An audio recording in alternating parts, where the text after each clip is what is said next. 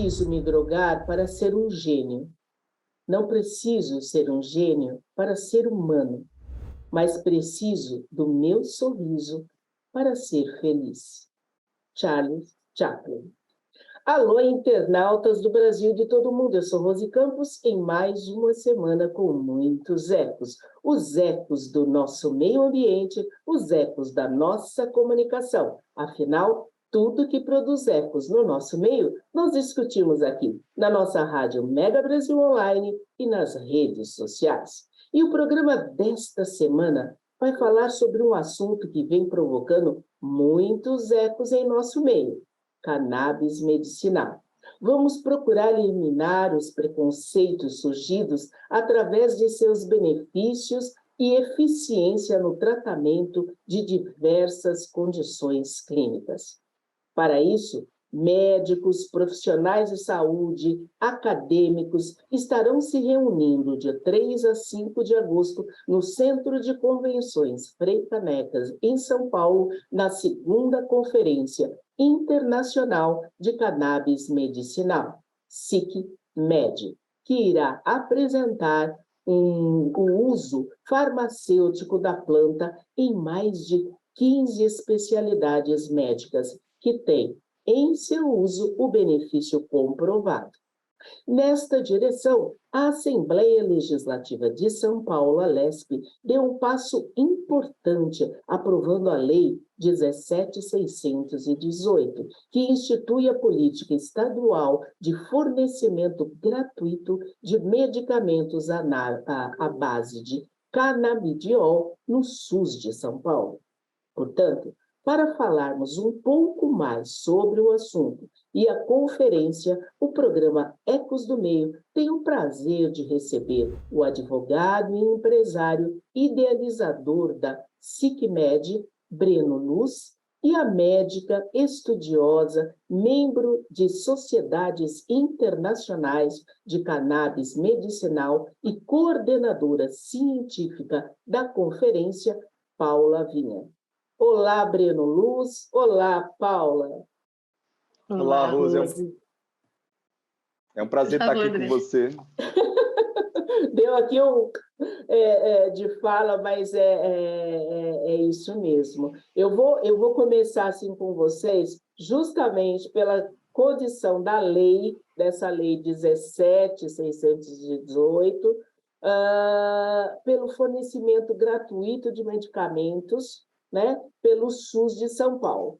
Ao mesmo tempo, isso eu vou falar, inclusive, como uma pessoa que tenha curiosidade imensa de saber sobre toda essa questão do cannabis. Mas, ao mesmo tempo, o Conselho Federal, parece que de Medicina, ele havia liberado esse fornecimento apenas para doenças de epilepsia, alguma coisa assim. Eu gostaria que vocês pudessem falar, acho que primeiro a doutora Paula, sobre o que está ocorrendo mesmo em relação à cannabis e depois como isso tudo vai ser, inclusive, trabalhado na conferência.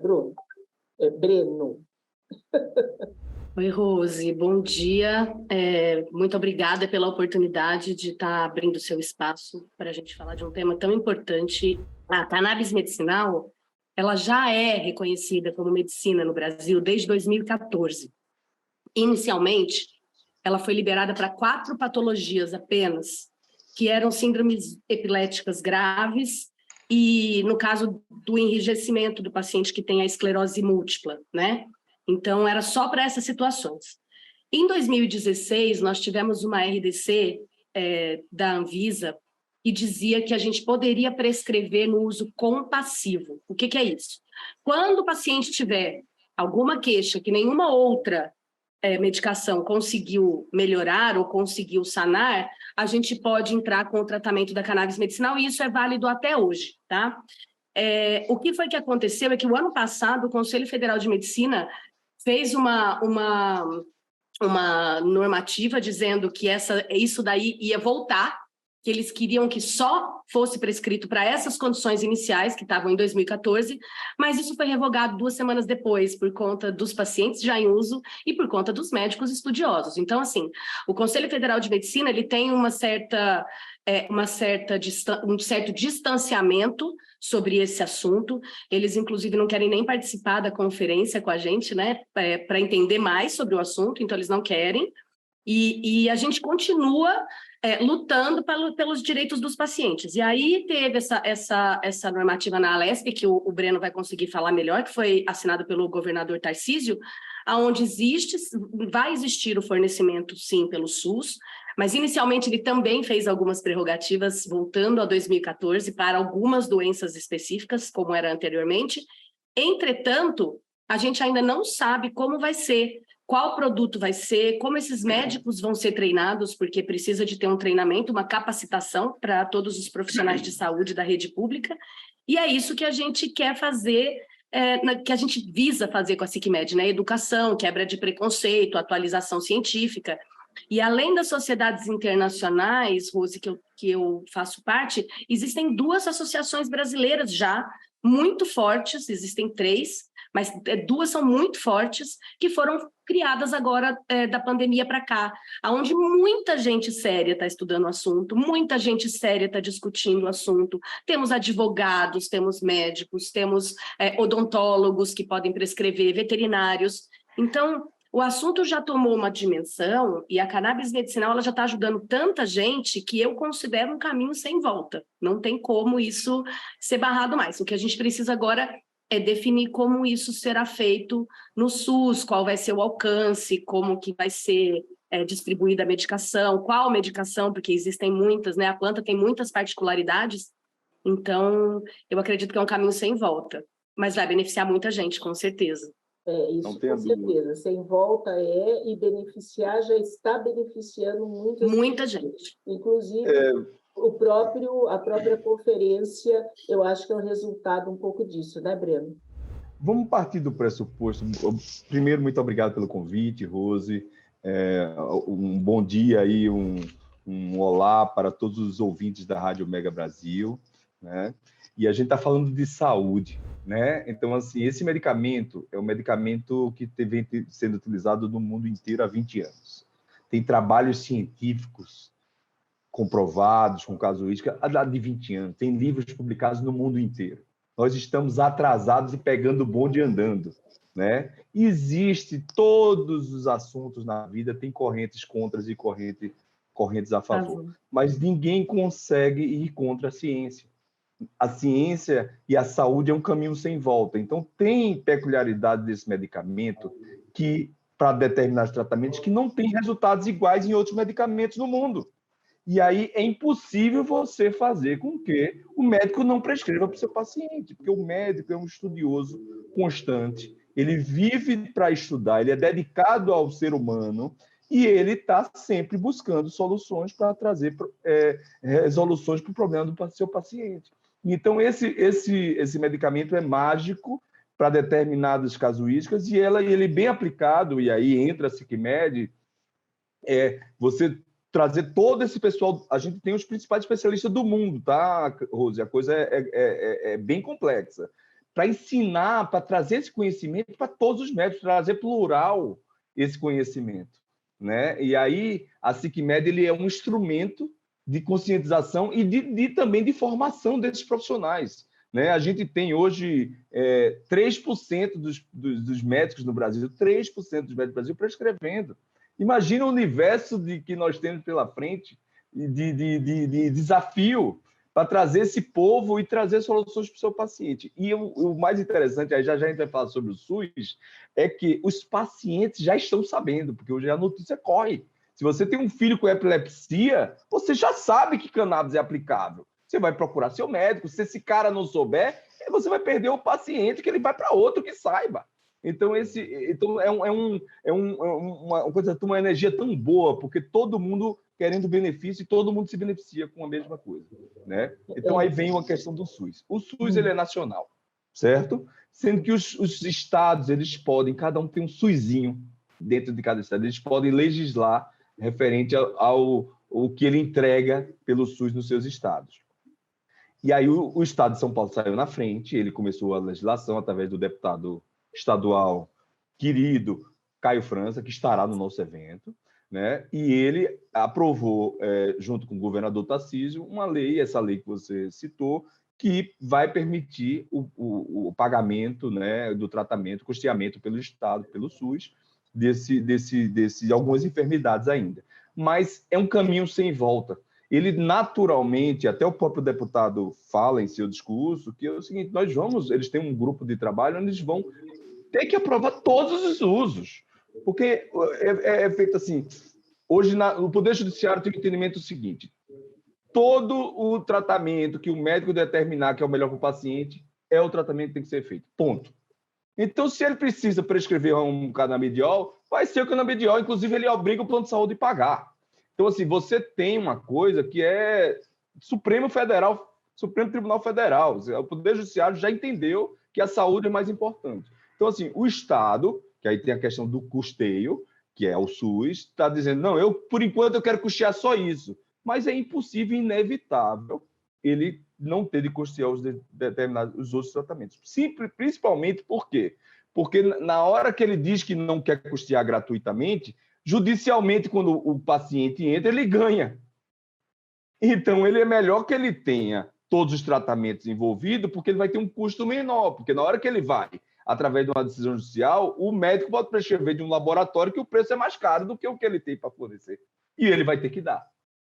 Entendeu? Então, assim, tem uma questão política importante, mas tem uma questão de saúde pública, né? Então, o Estado de São Paulo saiu na frente, só para fechar esse assunto, mas já tem 24 estados da federação também se movimentando com legislação para aprovar, alguns já aprovaram também, para poder aprovar, para poder fornecer pelo SUS, tá certo? E agora a grande discussão do momento é aumentar o espectro das enfermidades que serão tratadas, que a gente tem aí 40 enfermidades, no mínimo, para começar a trabalhar. É muita coisa, né? É dor crônica, é autismo, aí a doutora Paula pode falar com mais propriedade, é Parkinson, Alzheimer, você tem coisas gravíssimas que mudam a vida do paciente e da família, né, Paulinha?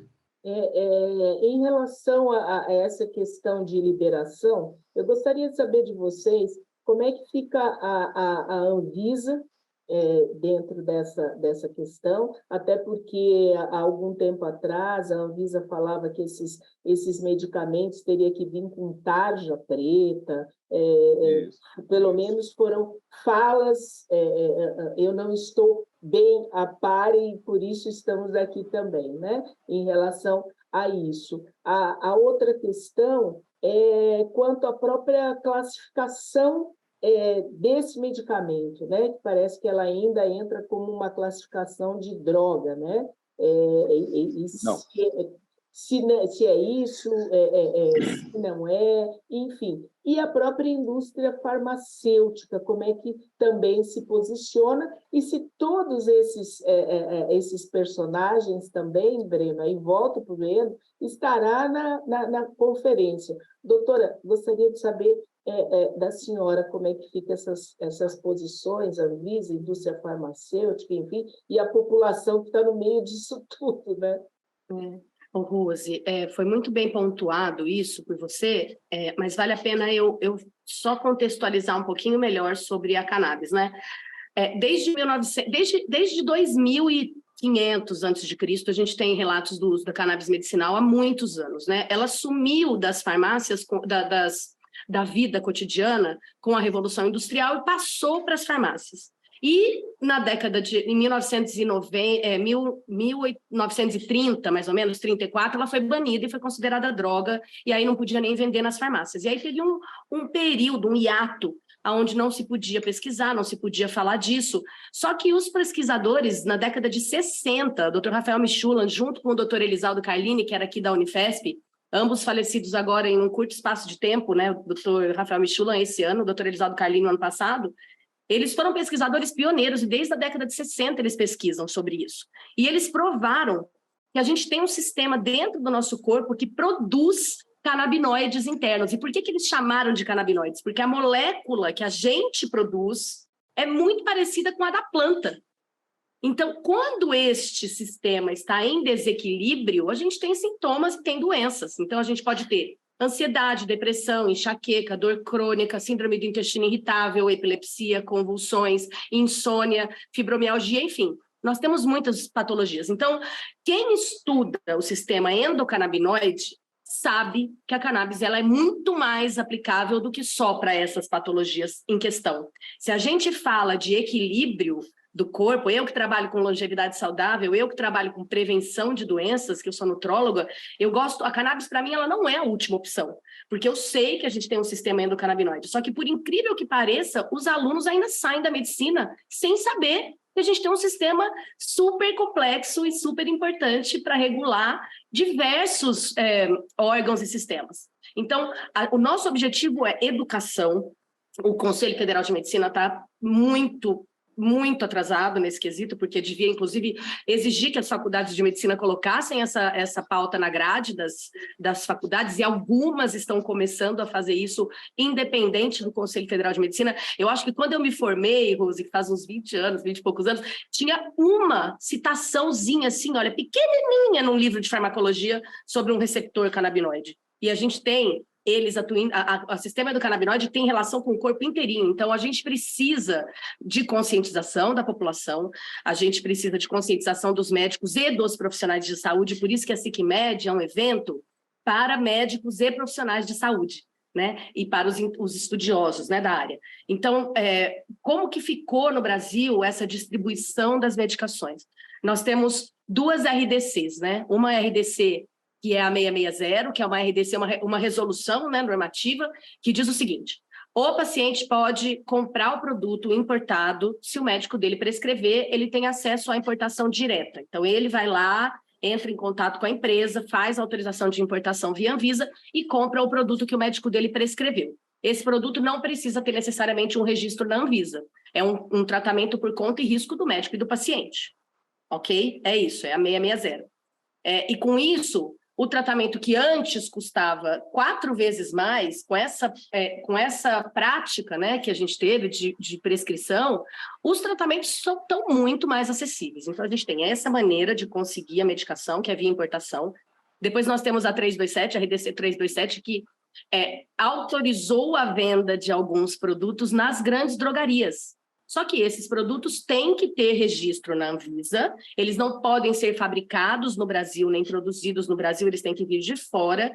E durante 5 anos que eles estão na farmácia, eles têm que ter pesquisas e ensaios clínicos e pré-clínicos. Em 5 anos, se as empresas não fizerem isso, mostrando a eficácia do remédio, eles perdem essa licença. E aí, nesse caso, a gente tem que prescrever com uma receita azul mesmo, que é uma receita igual a de benzodiazepínicos, né? Uma receita daquela controlada da farmácia. A gente também tem a opção das associações, nós temos no Brasil mais de 200 associações de pacientes, dessas, acho que, se não me engano, 5 ou 7 no máximo são regulamentadas para cultivo e extração, porque conseguiram habeas corpus para isso, porque o cultivo e a extração ainda são muito complicados no Brasil, né? Ainda tem essa briga. Enfim, estamos perdendo dinheiro, estamos perdendo emprego, estamos perdendo valor mais barato de medicação, enfim. E aí tem... Pode falar. Não. A gente tem essa possibilidade da associação, é isso que eu ia dizer, e também tem a possibilidade de manipular em farmácia de manipulação, só que aí é um produto sozinho, isolado, é só canabidiol, não tem todos os componentes da planta e também tem que ter uma receita controlada azul. Então, o acesso está muito maior, está muito mais fácil, que fez que o preço caísse, mas ainda tem muita coisa para a gente acertar. Esse assunto é extremamente complexo. Realmente, em 30 minutos, a gente não tem como ampliar e abordar. O nosso foco é justamente fazer com que as pessoas participem do Congresso, mas tem uma pergunta aqui que eu não posso deixar de fazer, inclusive porque a rádio é uma rádio corporativa. E aí eu queria saber de vocês dois, e como, inclusive, o Congresso vai abordar isso, que é assim, como as empresas estão se comportando e devem, inclusive, se comportar em relação a funcionários que façam uso do medicamento. Porque se existe um preconceito, se existe um problema na sociedade, a sociedade é feita de pessoas, as empresas são feitas de pessoas, então, provavelmente, as empresas estão também um pouco sem saber como, na verdade, elas devem se comportar. Acredito eu. Então, a pergunta vai aí para vocês dois. Como é que está essa relação com as empresas? O que já chegou em vocês e como que vocês vão trabalhar esse assunto dentro do Congresso? Doutora Paula. Ou Bruno. Posso? Paulinha, deixa eu falar só um pouquinho para fechar a questão da Anvisa, e eu vou pedir para você falar sobre essa questão do paciente, porque de fato é uma informação muito importante, porque é um óleo, entendeu? Então não tem... aí a Paulinha vai explicar melhor para o paciente, é muito simples, não tem nenhum conflito. Mas a questão da Anvisa, só para fechar aqui, é o seguinte: a Anvisa está do lado do paciente, a Anvisa aprovou o uso no Brasil, hoje é totalmente legal e regular. A única restrição que tem, que é uma restrição cautelar, que é importante ter, é que só quem pode prescrever é um profissional médico, dentista ou veterinário. Ou seja, ponto. Mas isso aí, naturalmente, um tratamento dele tem que ser acompanhado por um profissional da saúde. Então, não tem nenhuma novidade, é só uma segurança a mais, que para os especialistas isso é bom. Isso não é ruim. Tá certo?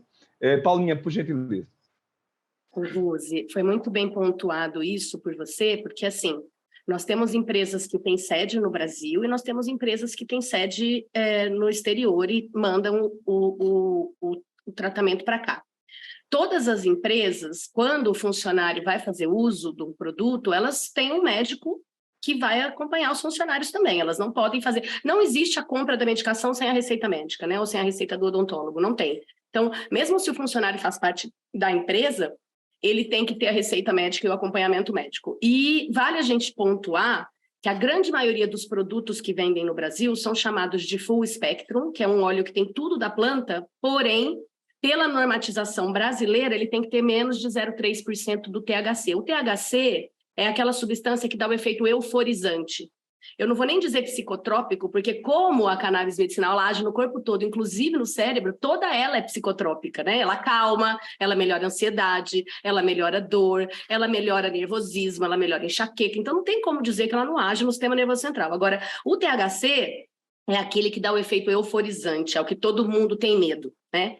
Entretanto, o THC em baixas doses, ele é extremamente benéfico para a saúde. Para a dor, ele é incrível. Para pacientes que têm náuseas e vômitos e perda de apetite, que estão fazendo quimioterapia, ele é maravilhoso. Para os pacientes que estão com enrijecimento, né, muscular, quer seja por esclerose múltipla, quer seja por paralisia cerebral, eles precisam do THC. E aí a gente está conseguindo agora...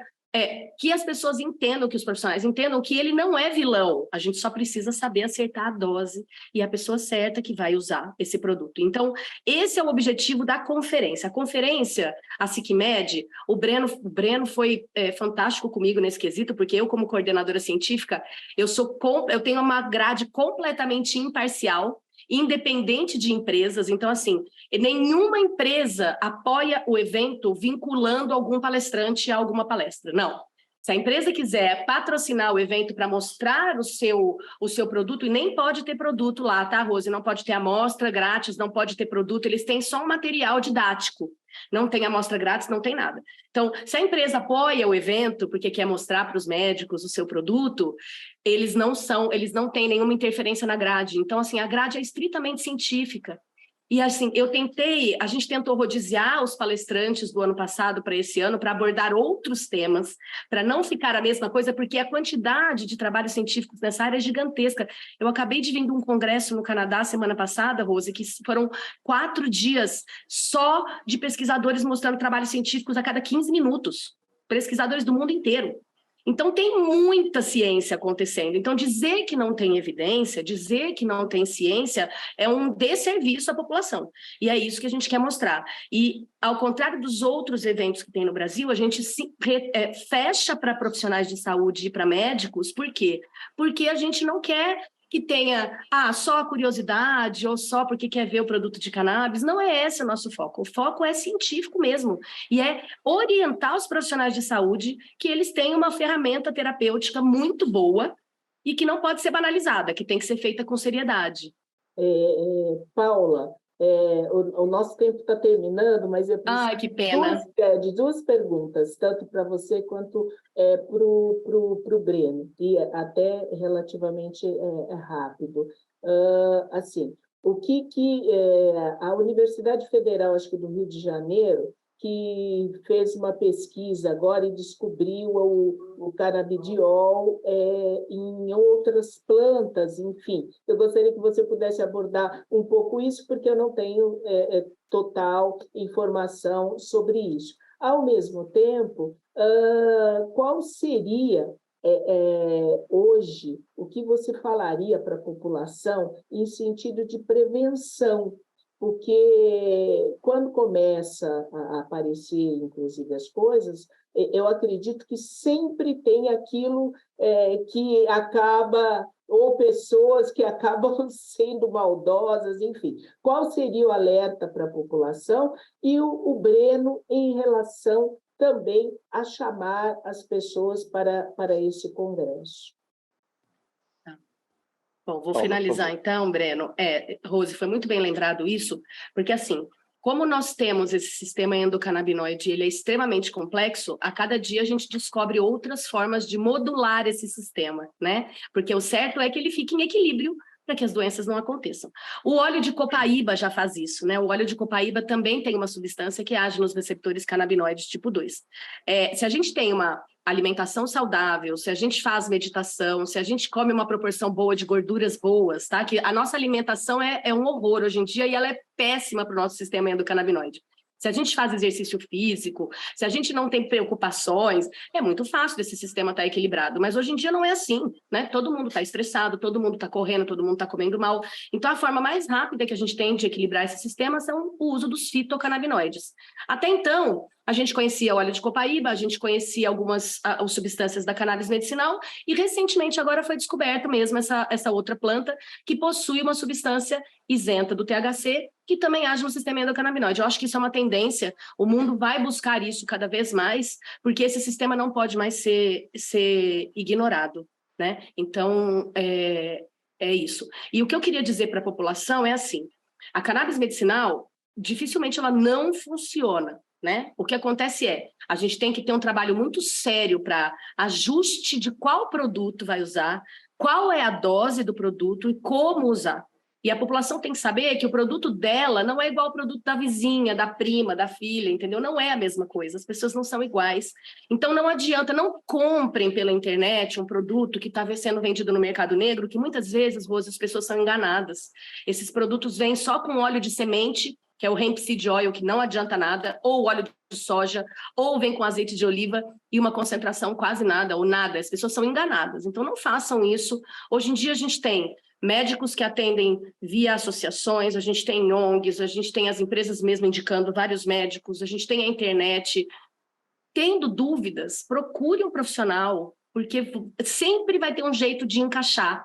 A gente tem todos os dias nos grupos pessoas que têm condições, que não têm condições, entre os médicos mesmo, a gente se ajuda para poder indicar o melhor tratamento para essas pessoas. Então, sempre vai ter um jeito de fazer o tratamento.